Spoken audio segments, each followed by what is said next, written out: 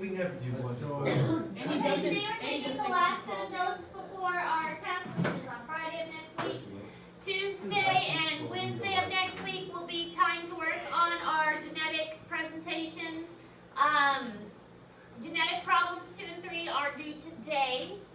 And then I will get those graded and back to you so that you can study them and prepare for our test, which will be next Friday. There will be genetic problems on your test next Friday. So make sure that you are comfortable with both monohybrid and dihybrid crosses. So, changes in chromosomal numbers. So we've talked about autosomal dominant, autosomal recessive, X-linked traits, and now we're talking about changes in chromosomal numbers. So this is when an individual ends up with the wrong number of chromosomes. So either too few or too many. When the offspring has, our number is 46, so maybe they end up with 47 or maybe they end up with 45. This is when an individual has 3 or more of each type of chromosome. This is a condition called polyploidy, and typically it ends up being lethal in humans. However, in some organisms, such as some plants, insects, fishes, and other animals, polyploidy is common and is normal for them. So it is actually just like a stage of their life cycle, and polyploidy is a normal condition. Iggy, what are our notes? Let's see. I don't know, find them, but Is it called dual credit biology notes? Oh, it's right here. find them, bruh.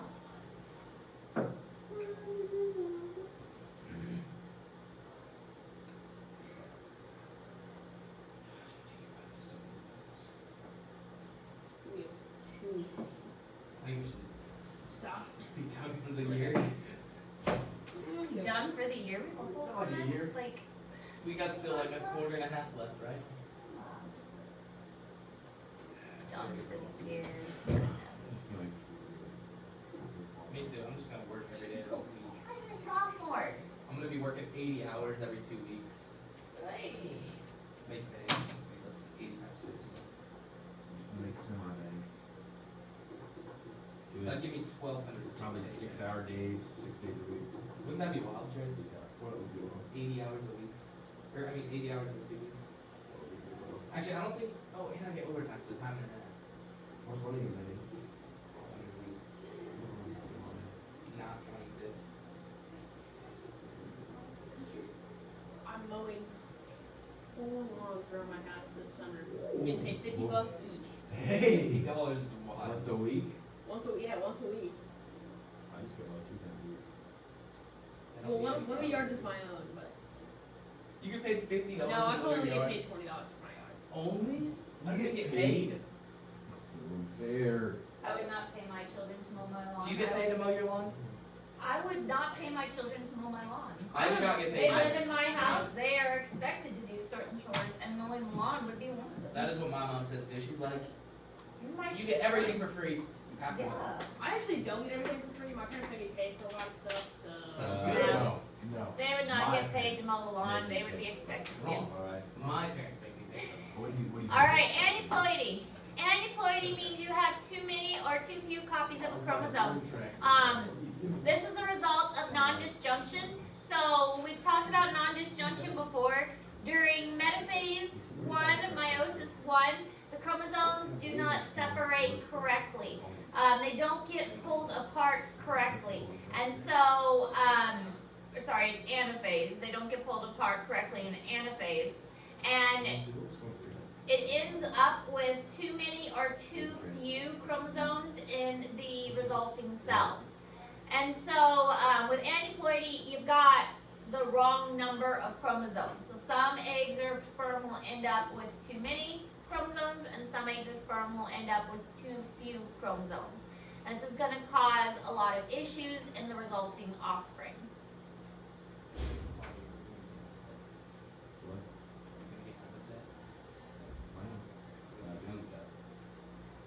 Got 5 years on that. 5 years? On a tractor? Wow. Wow, for Tracy, that wow. That was super. How was that? Wow. You spend that much money on a tractor. Yeah. Don't you have other tractors?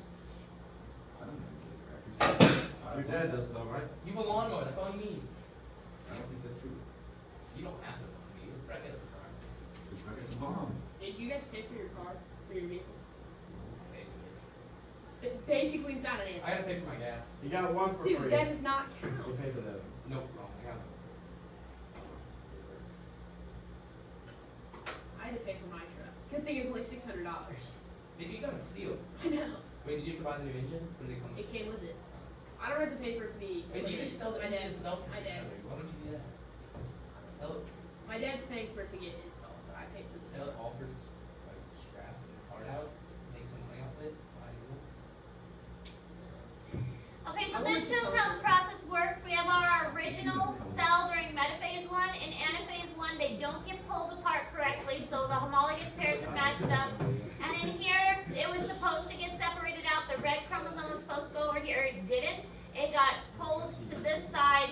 And so now we get some messed up cells here during telophase 2. We've got more on this one in these two cells, and we've got too few on these two cells here. And so this is what non-disjunction is when they don't get pulled apart correctly during anaphase 1 of meiosis 1. So things didn't get separated the way they were supposed to. Non-disjunction can occur during mitosis and meiosis.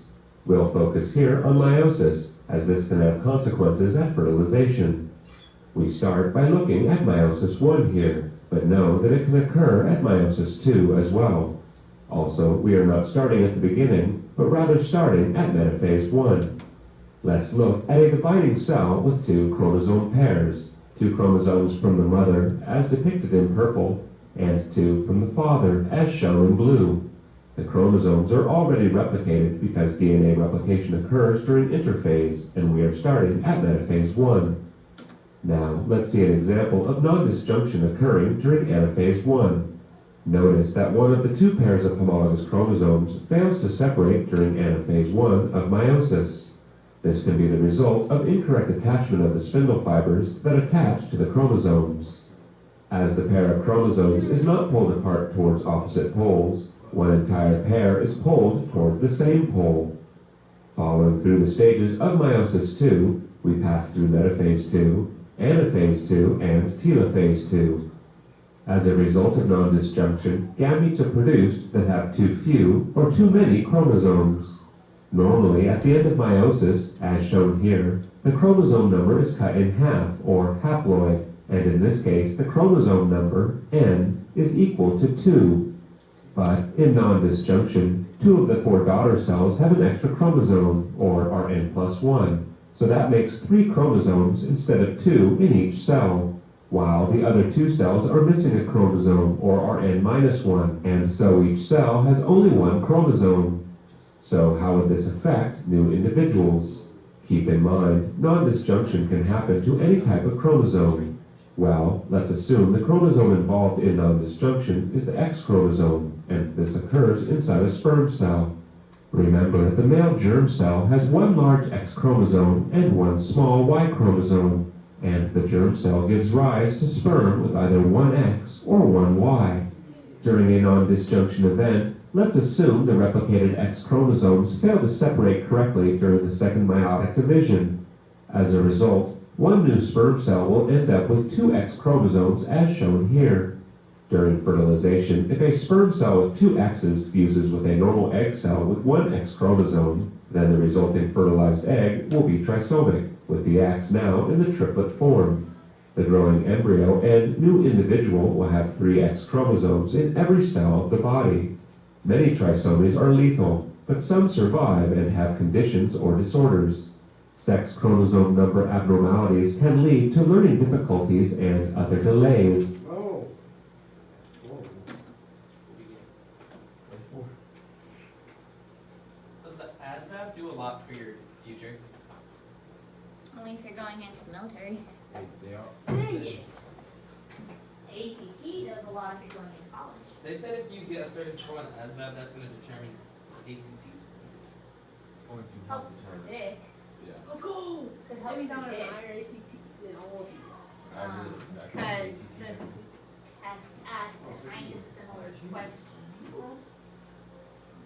I just think the S one was super easy for those three subjects, the first ones. It was like, what is 8 times 22? No, You just gotta do the like. Hey, you know what I got worse than like anything? I don't know. It was definitely word definition. Dude, I did so good on there. All right. So here are some common chromosomal effects that can be caused by non-disjuncture. Trisomy 21, trisomy 18, trisomy 13. These are different autosomal numbers, so 21, 18, 13, and that means that there are 3 chromosomes found in these. Trisomy 21 is the most common one. This is Down syndrome, and this is the one that most people are aware of. That means you have 3 chromosomes at the 21 marker. Trisomy 18 is called Edwards syndrome, and trisomy 13 is called Patau syndrome. Then we also have something called Turner syndrome, which is abnormal ovaries and sexual traits. Klinefelter means you have 2 X chromosomes and 1 Y. Then you have the 3X syndrome, which is trisomy X. And then there's the 1X and 2Y syndrome, which is called Jacobs syndrome. So there are lots of different ways that the extra chromosomes can be split. And these are just some of the different conditions. Alright, so trisomy 21 is Down syndrome. The presence of 3 copies of the chromosome at the 21 marker occurs in 1 in 700 births. This is actually a fairly low number, so that's why it is something that is, I don't want to say fairly common, but common enough that most people are aware of it. The risk increases with maternal age. So usually if the mother is over 35 years of age, that increases the risk of Down syndrome. And part of the reason for that is the eggs that a female human has are there from birth. So by the time the female reaches 35 years of age, those eggs have been there for a long time. And so those eggs have aged, and the meiosis process becomes more difficult after 35 years. And so the risks of Down syndrome increases after 35 years of age. Now, it doesn't mean that all children after the age of 35 are going to have this condition. One of my children was born when I was 36, and he is actually very smart. My brother was born when my mom was 41, and he is very smart too. So not all children born after the mother is 35 will have this condition, but the risk does increase. So this shows how it increases. So here is the age of the mother after age of 35. You can see that the chart does increase dramatically. So before you get to 35, there is still a risk, but when you reach the age of 35 for the mother, the chart does go up. Here is the karyotype, and here's the 21 marker, and there are 3 chromosomes at that 21 marker, so that's why it's called trisomy 21. So there are many types of sex chromosome changes, and these usually result with some degree of impairment in learning and motor skills. XXY, XXX, or XYY. And sometimes it's not very noticeable, and sometimes it can be more noticeable. But these, sometimes it can never be diagnosed. Occasionally, it only shows up when the couple is trying to reproduce and have children of their own, and then it shows up because it makes it more difficult occasionally to produce children of their own. So they can go most of their life without even realizing something is wrong until they try and have their own children.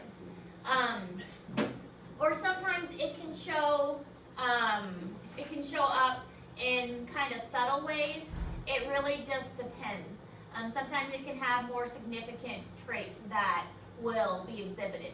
So it really kind of just depends on the individual how this can be expressed.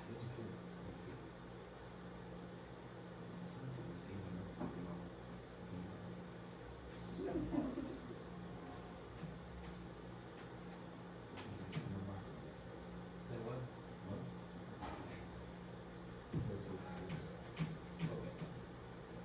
Okay, let's. Hey, consequences. You'd get rocked. It wouldn't even be close. I'm not fucking. Why not? Mom's not. No, I mean, it's You told me to wait YouTube. till the- It's YouTube. Miles down there. That's what you guys do. You're just insecure about yourselves because you guys know that both of you had. I'm smarter at both of you. More athletic. Oh, okay. I'm smarter than Trace, more athletic than Aiden. Hey, I'll agree with that. And smarter and more athletic than you. That's not that is. What Neither of those are factual. do you mean? I'm smarter in my athletic grade. Alright, then there's something called Turner syndrome. With Turner syndrome, there is an X, and then they don't have an X or an O. Usually these individuals are well proportioned but short, and their ovaries do not develop properly. They don't really have the correct sex hormones, and they don't become like fully sexually mature, and they usually are not able to produce any offspring of their own. My sister-in-law actually has Turner syndrome, so my brother and sister-in-law can't have children, so they adopted my nephew. So Turner syndrome makes them, makes it difficult, like she has some other conditions like joint issues and things like that as well. XXS syndrome has 3 X's, and with that there is mild mental impairment, and usually no physical or medical problems aside from that.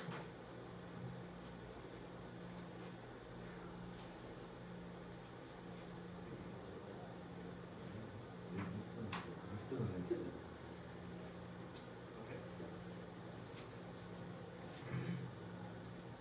Aiden's telling me not that he wants me to do it. You gotta watch out. The extra chromosome worried farmer might come for you. You know what I'm saying? Oh god. Here we go. Come on.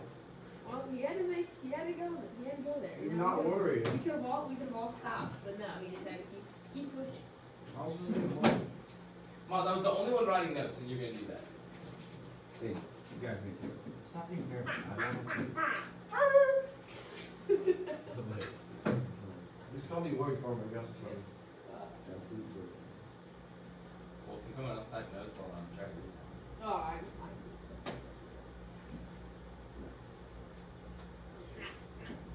Would you like some notes?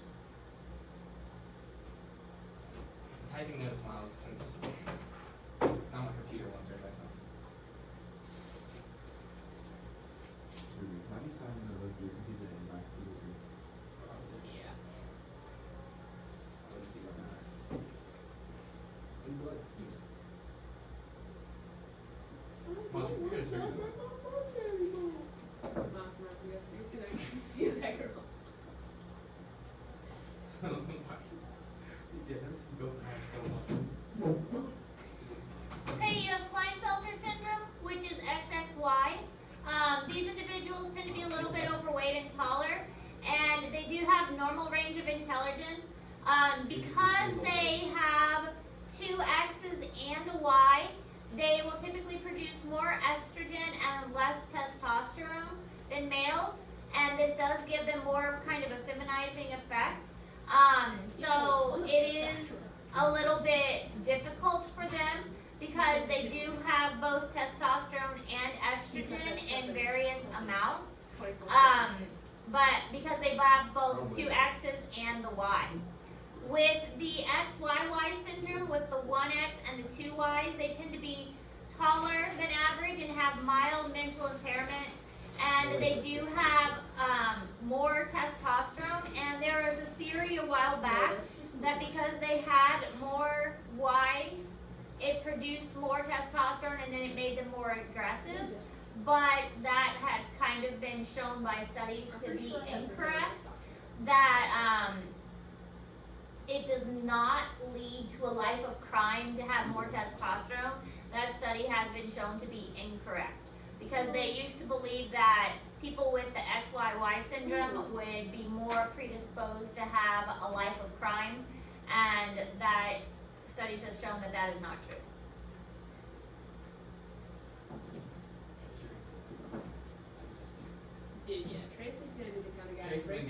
at least twice. I'm just not. I can see Trent getting a DWI. I don't know why. I can also see that. It's not nice. Yeah. Bring on. I think we should send Trace home For what? for saying frick off. Ew. Look at you.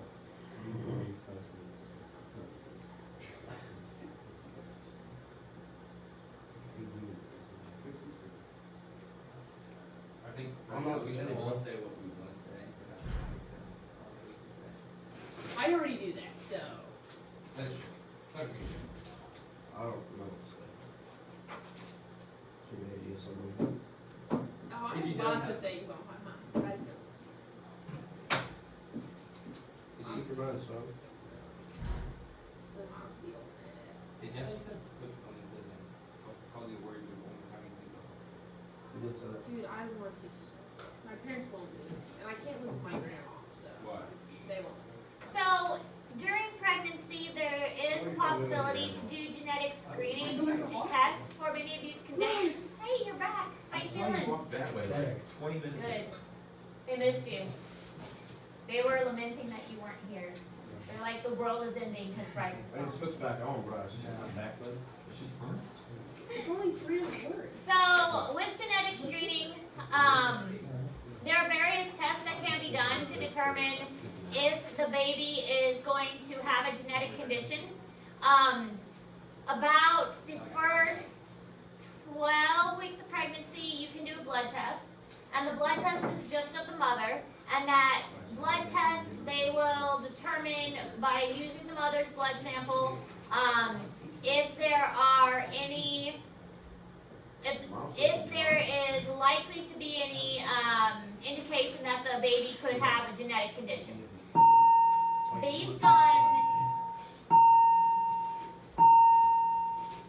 Based on that blood test, you could choose as a parent to go forward with more invasive tests. And we'll talk about those more invasive tests in If just a you're in moment. second lunch and you're attending first chapter Friday, please go ahead and grab your lunch and head to the Baker Lab. If you are a basketball player or a cheerleader and you need meal fit before you leave the game, please sign up at the office before the end of this lunch hour. So about 8 to 12 weeks of pregnancy, they offer you a blood test, and they'll say, and it just comes from the mother's arm, and from that blood sample, they'll be able to determine if there is a likelihood for genetic conditions.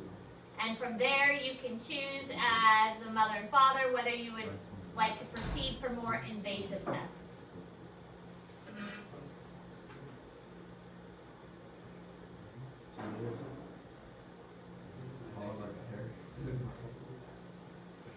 And some tests, of course, you can do before you even get pregnant, Hilarious. to figure out if there's going to be issues.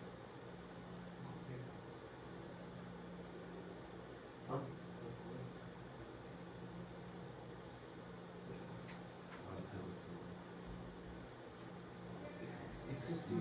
It's cutting too hard. You got that covered, though, I'm not gonna lie. It goes this and then it just goes. Like, look, it has an angle to it. No, Moss, do this. Spike it up. Wait, do the spike it up. Remember Rice's spikes? You should do that. Mom, so you're gonna think we're gonna come. Well, I want to see what the mold is. Just try Like something most else. farmers. Try something else. Try something like Aiden. Farmers, that's I don't, trailer Aiden trash. didn't have like a That's haircut. I don't know what Aiden's. Aiden, what does your hair do? go everywhere. Nothing? Yeah, you just kind of let it. Me too, man. I just let All right, it go. so when a baby is born, there is a screening called PKU. PKU is a defect that causes an accumulation in high levels, and it inhibits protein synthesis in the brain. So all babies are tested for this, and it can cause severe neurological symptoms. So basically, they just take some blood samples from the heel of the baby. It is a pretty standard newborn screening test, and they do it pretty much for all newborn babies in the hospital just to see if they have this. Most babies don't have it, but it's a pretty standard test. They squeeze some blood from the heel and put it on this sheet. not as long.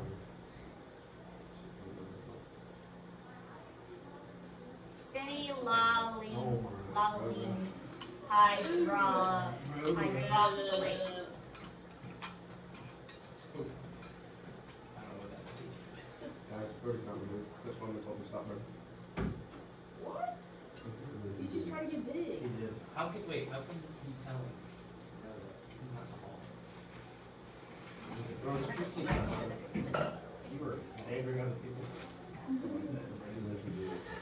Got so mad, I said, march it. Is that chicken? Next class. No, definitely not chicken. It kind of looks like that shredded chicken. What is it? Sheep brain. That's Anatomy. Imagine you let one of us eat that. That would have been so funny. Anatomy dissected sheep brain. Mosey said on the daily. How do you go that? Look back, you took 4 blows in a row. Oh, it's gonna be more than 4 blows in a row. I'll tell you that. I think we all know. I actually don't. Well, you're gonna know more. Bryce, history was so And so was math. We had a quiz. Actually, none for sure. We had it yesterday. We took the quiz yesterday. You guys took it today. History is History was History so was so sick. We tough. just sat. I just sat there, watched my phone, and wrote this stuff. That's what you stopped again. I couldn't do it. It was so sick. You can't type. No. Yeah. Yeah. And then we got people on the left side of the room that just were like, he goes, so what about Great Britain? Or what about Germany? And they're like, I don't know. I don't know. Alright, so to test things in during pregnancy, you'll use a variety of methods. One of them is an sonography or an ultrasound. Another test is a fetoscopy. Then you can also do an amniocentesis, and another thing called a chronic villi sampling or CVS. So these tests are more invasive, and they all carry risk to the mother or the fetus. So they are typically not performed unless absolutely necessary. So personally, I chose to do a blood test, but I never did any of the other tests because I would have never done the other tests just because they were all too invasive. Well, I mean ultrasound. Everybody does an ultrasound. Ultrasounds are fun. That's something.